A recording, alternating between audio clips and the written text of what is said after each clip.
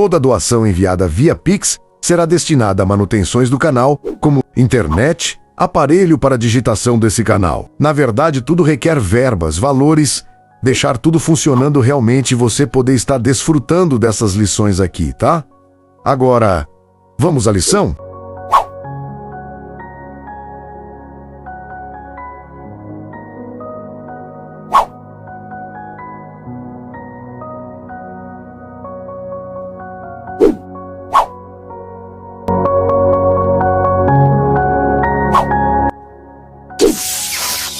Me chamo Evando e... Vamos mais uma lição desse dia? Vamos lá então, pegue sua Bíblia e sua lição da Escola Sabatina Adulto e vamos estudar com a gente aqui em nosso canal. Adventista Sucatinga Beberibe 7 no YouTube.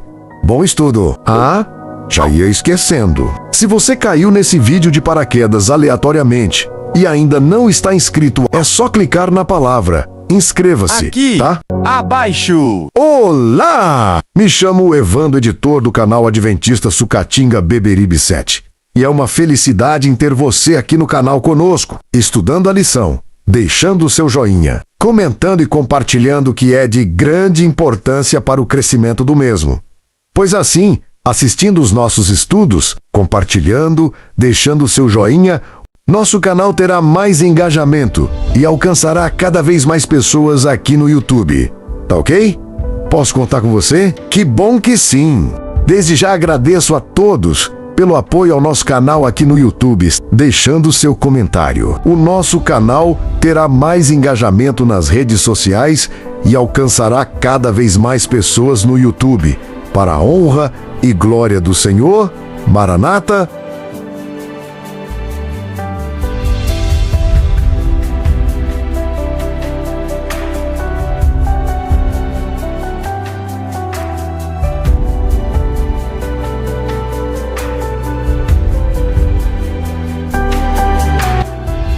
Colabore com o nosso canal na pregação do Evangelho.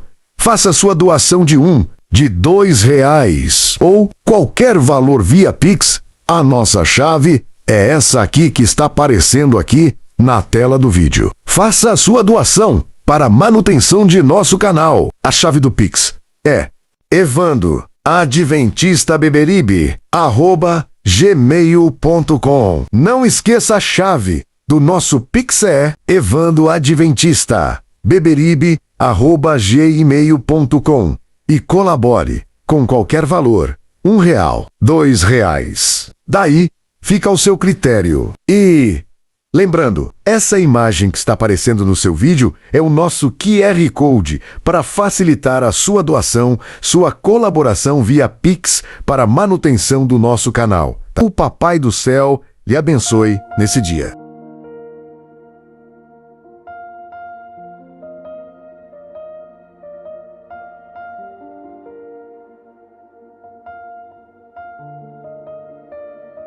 Agora, vamos à lição desse dia.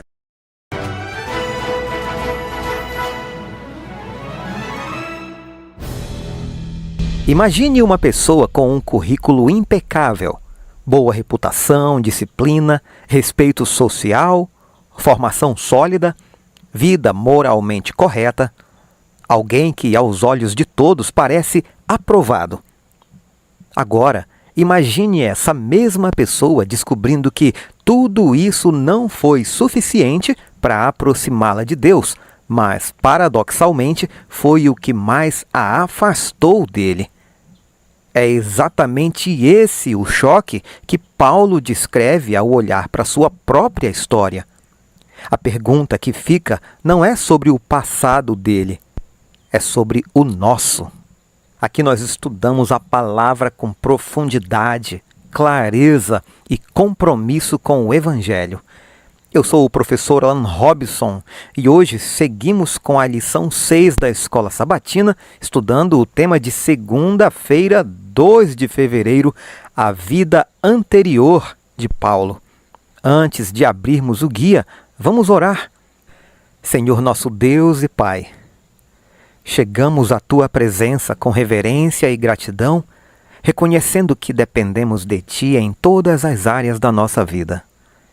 Antes de abrirmos a Tua palavra, pedimos que renoves nossa vida espiritual, fortaleças nossa fé e nos ensines a confiar somente em Cristo. Entregamos a Ti o nosso trabalho, nossas decisões, nossos projetos e desafios diários. Concede-nos sabedoria, equilíbrio e fidelidade para que Teu nome seja honrado em tudo o que fazemos. Colocamos diante de Ti as nossas famílias, os cônjuges, os filhos, os netos. Guarda-os, orienta-os nos Teus caminhos e alcança especialmente aqueles que estão distantes da fé. Que os nossos lares sejam lugares de paz, diálogo e presença do Teu Espírito. Lembramos também daqueles que enfrentam tratamento de saúde, enfermidades e fragilidades físicas e emocionais. Concede alívio, direção aos profissionais, paciência no processo e esperança renovada segundo a Tua vontade. Agora, ao estudarmos esta lição, pedimos que o Teu Espírito Santo ilumine nossa mente, aqueça o nosso coração e transforme o nosso entendimento para que não sejamos apenas ouvintes, mas praticantes da Tua palavra. Oramos confiantes não em nossos méritos, mas na graça de Jesus, e é em nome dele que oramos. Amém. Agora, acompanhe a música de memorização do verso da semana, que está em Filipenses capítulo 3, versos 10 e 11. O que eu quero é conhecer Cristo e o poder da sua ressurreição, tomar parte nos seus sofrimentos e me tornar como Ele na sua morte, para de algum modo alcançar a ressurreição dentre os mortos. Filipenses 3, 10 e 11. Tem sido recorrente o pedido de alguns dos nossos seguidores sobre a explicação da imagem da semana. Então vamos a ela. A imagem dessa semana retrata um cenário de tempestade, ondas fortes, mar revolto e uma pessoa lutando para se manter firme. Ao redor, vemos boias de salvamento, que são símbolos claros de ajuda disponível, soluções acessíveis, alternativas aparentemente seguras. No entanto, nenhuma delas está sendo usada. Em vez disso, a pessoa se agarra a uma cruz cravada no meio das águas turbulentas. Não é o caminho mais fácil, nem o mais confortável, mas é o único que permanece firme quando tudo ao redor é instável. Essa imagem ilustra de forma poderosa o conflito central da lição desta semana. As boias representam aquilo em que normalmente confiamos: os méritos pessoais, as boas obras, tradição religiosa, desempenho moral, reconhecimento humano. São ajudas reais, mas insuficientes para salvar em meio à tempestade do pecado e da culpa. A cruz, por outro lado, não elimina imediatamente a tempestade, mas garante sustentação. Ela não impede as ondas, mas oferece segurança. A confiança não está na força de quem se segura, mas na firmeza daquilo a que se está agarrado. O detalhe mais importante é que a pessoa não está nadando em direção à cruz. Ela já está ali sustentando-se nela. Isso aponta para a realidade da salvação. Não somos salvos porque conseguimos chegar até Cristo, mas porque Cristo permanece firme quando tudo mais falha. A imagem nos confronta com uma pergunta silenciosa, porém profunda. Quando as águas sobem, em que estamos realmente confiando? Nas boias ao redor ou na cruz à nossa frente? A lição responde sem rodeios: confiança somente em Cristo. Vamos agora ao manual da lição, onde o autor inicia comentando que é comum que os cristãos, ao se converterem, pensem em sua vida em termos de antes e depois de aceitar Jesus, assim como Paulo em Filipenses 3. No entanto, seja certo ou errado, às vezes nos referimos àqueles que não são cristãos como pessoas boas, e segundo os padrões do mundo, muitos de fato são. Contudo, comparados aos padrões de Deus, ninguém é bom, nem mesmo os cristãos. Irmãos, o problema não está em reconhecer qualidades humanas, mas em confundi-las com justiça diante de Deus. Paulo não nega que existam pessoas boas segundo critérios humanos.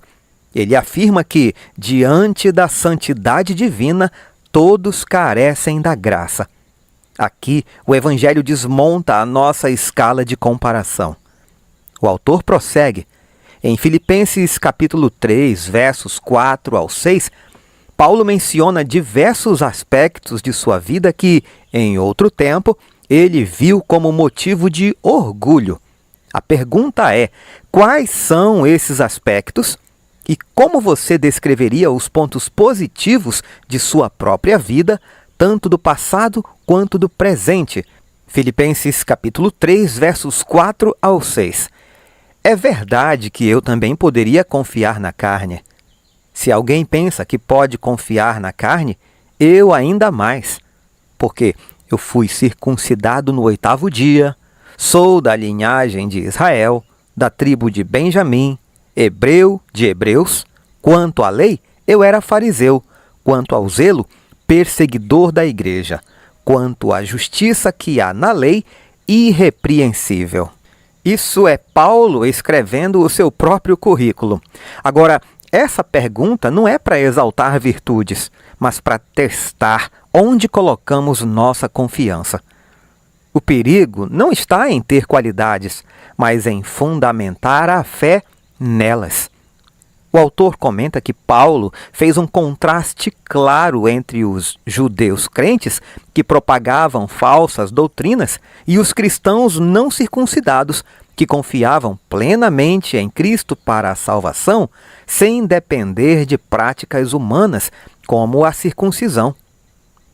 Embora a vida passada de Paulo e sua origem fossem impressionantes para os padrões dos judeus, nada disso contribuía para a sua salvação. Na verdade, essas credenciais o impediram por um tempo de enxergar sua real necessidade de Cristo. Sim, irmãos, aqui está uma verdade incômoda. Credenciais religiosas podem cegar. Aquilo que parecia vantagem espiritual se tornou obstáculo.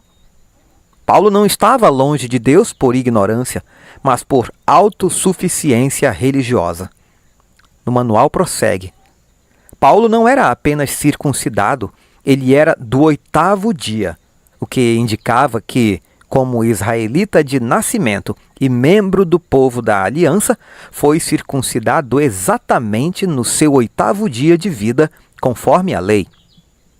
Ele também fazia parte da tribo de Benjamim, uma das mais importantes, que incluía cidades de grande relevância em Israel. Além disso, Paulo falava hebraico fluentemente e, como aluno de Gamaliel, o velho, e fariseu, possuía um profundo conhecimento da lei e de suas tradições. Ou seja, irmãos, Paulo tinha pedigree religioso, formação teológica e status social. Se alguém podia confiar na carne, era ele. E é justamente esse tipo de confiança que o Evangelho desmonta. A lição prossegue. Paulo era tão zeloso pela lei que chegou a perseguir a igreja, acreditando que ela ameaçava o estilo de vida judaico que ele pensava ser ordenado por Deus.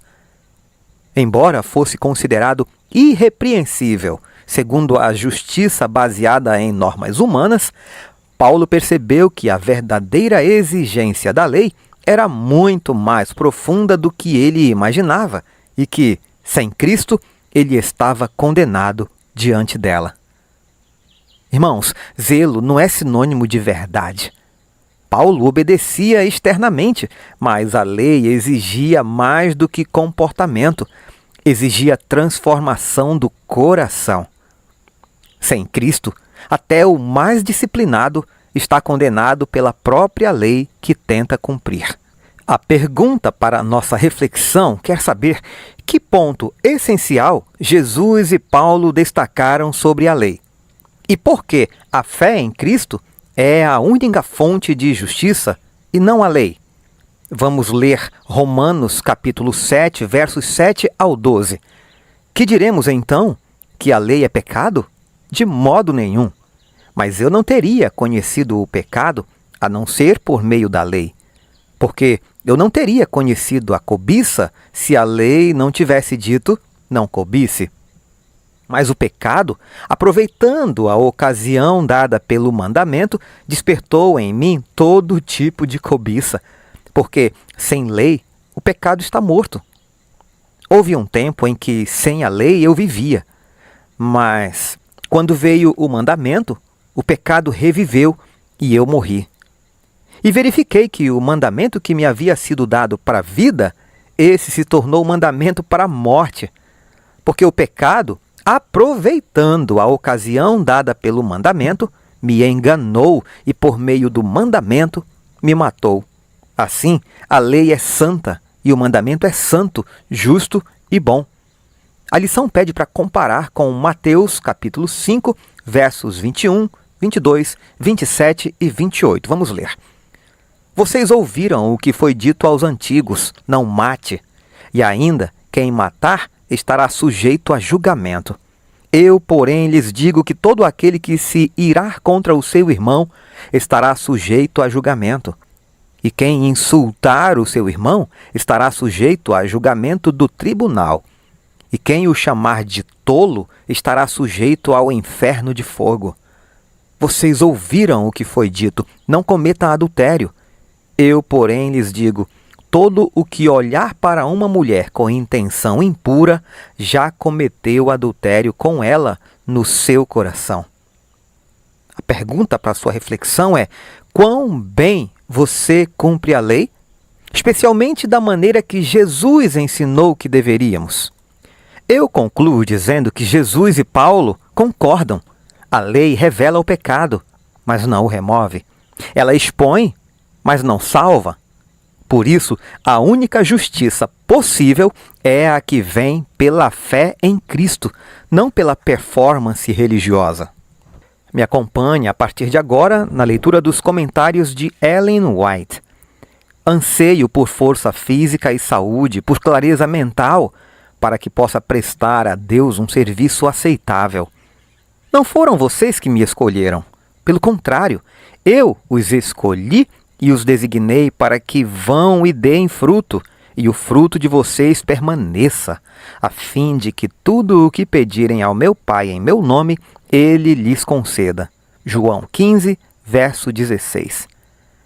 A palavra está repleta de preciosas promessas. Terei vigor visual, terei vigor cerebral, terei clareza de concepção e a inspiração do Espírito Santo, porque peço em nome de Jesus, precioso Salvador. Ele deu sua vida por mim. Ó profundidade da riqueza, tanto da sabedoria como do conhecimento de Deus. Quão inexplicáveis são os seus juízos e quão insondáveis são os seus caminhos. Pois quem conheceu a mente do Senhor? Ou quem foi o seu conselheiro? Ou quem primeiro deu alguma coisa a Deus para que isso lhe seja restituído? Porque dele, e por meio dele, e para ele são todas as coisas. A ele seja a glória para sempre. Amém. Romanos 11, versos 33 ao 36. Anseio pelos benefícios que todos nós podemos receber pela fé.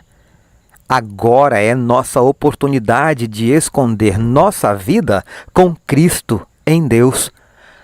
todo momento de nosso tempo é precioso. Os preciosos talentos que nos foram emprestados por Deus devem ser empregados em seu serviço. Será que vocês não sabem que vocês não pertencem a vocês mesmos? Porque vocês foram comprados por preço. Agora, pois, glorifiquem a Deus no corpo de vocês. 1 Coríntios 6, versos 19 e 20. Sim, somos a herança do Senhor adquirida por sangue. Portanto, se vocês comem ou bebem ou fazem qualquer outra coisa, façam tudo para a glória de Deus. 1 Coríntios 10, verso 31. Deus requer isso de todos os que irão compor sua família no reino dos céus. Todo egoísmo precisa ser vencido. Devemos ser leais a Deus, leais como o aço a todos os seus mandamentos. Os seres humanos elaboram leis e são muito zelosos em sua imposição.